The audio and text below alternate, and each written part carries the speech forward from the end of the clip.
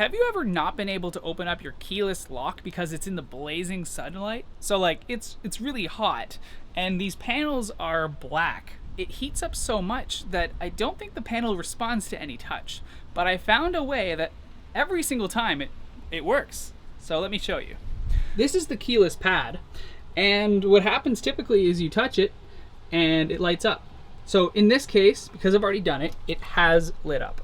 But what I do when I get back and I haven't, I guess I could call it prime it, when I have not primed it, I actually put my full palm onto the entire black panel. And my thought process behind this is that I think what happens is that because my hand goes on it, just like this, sometimes it beeps and everything, but I just leave it on there for a second. It almost feels like I'm burning myself, but it isn't. I think my hand soaks up some of the heat so that then when I actually decide to click, it will work.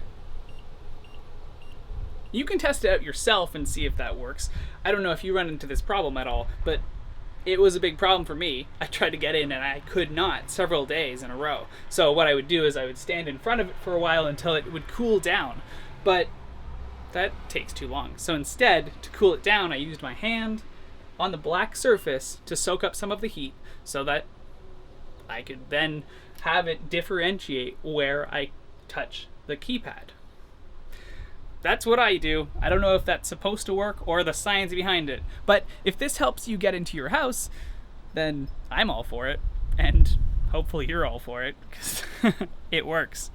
Here, let me do that one more time. Whole palm right on here. You can kind of feel the heat transference going to your palm, and then we're gonna go like this.